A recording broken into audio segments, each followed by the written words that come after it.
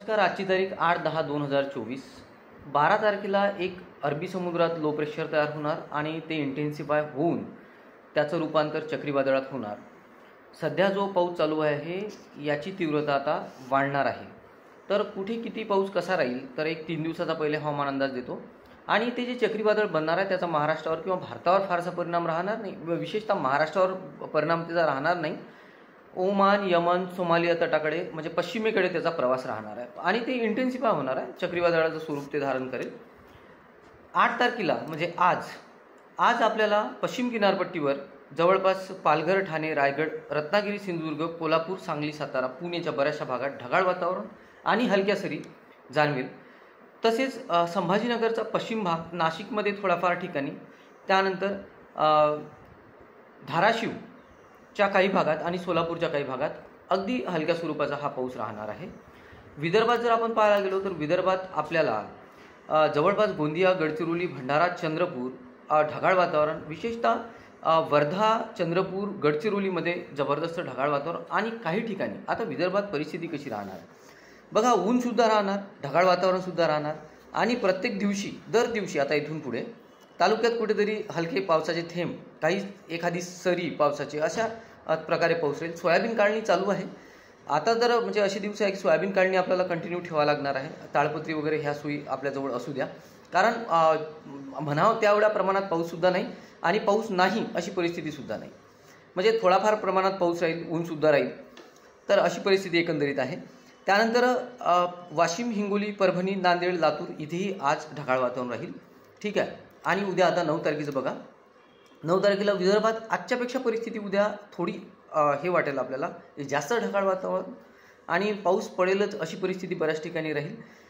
त्यानंतर आपल्याला नागपूर, भंडारा, गोंदिया, चंद्रपूर, गडचिरोलीमध्ये हमखास कुठे ना कुठे काही ठिकाणी आपल्याला पाऊस पाहायला मिळेल. ह्या 4-5 जिल्ह्याचे जे मी नाव घेतले ते.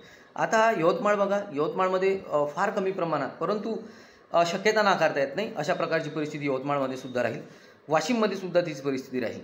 आता नांदेड, लातूर, परभणी, हिंगोली ढगाळ वातावरण राहणार आहे आणि काही ठिकाणी म्हणजे जसं नांदेड आणि लातूर इथे पावसाची शक्यता फार दाट आहे, परंतु पाऊस फार जास्त नाही.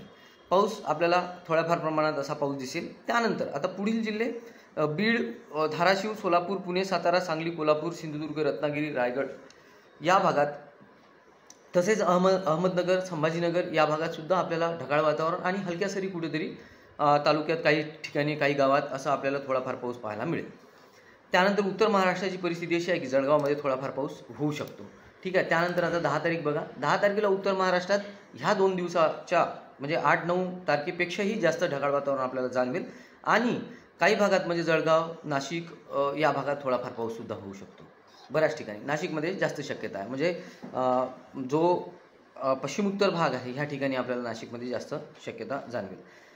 त्यानंतर रायगड, रत्नागिरी, सिंधुदुर्ग, कोल्हापूर, सांगली, सातारा या भागात पाऊस थोडाफार राहील. पुणेमध्ये सुद्धा. आणि वातावरण बनलेलं राहील. पाऊस तर कुठे कुठे असा राहील, पण वातावरण कंटिन्यू पावसाचं बनलेलं राहील. ढगाळ वातावरण राहील. कमी जास्त हे वातावरण चालू राहील, कारण आता सोयाबीन काढण्याची वेळ आहे.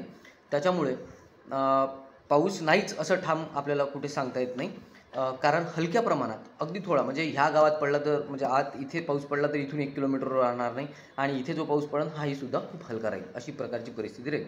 आता विदर्भात बुलढाणा, अकोला, अमरावती, वर्धा, नागपूर, भंडारा, गोंदिया जो उत्तर भाग आहे इथे 10 तारखेला कंटिन्यू वातावरण बनलेलं राहील आणि काही ठिकाणी आपल्याला हलक्या सरीची शक्यता आहे.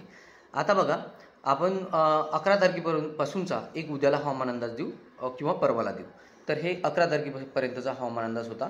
यात आपल्याला 10 तारखेला आपल्याला उत्तर महाराष्ट्रात म्हणजे धुळे, नंदुरबार, जळगाव या भागात पावसाची शक्यता आपल्याला जास्त दिसत आहे. धन्यवाद.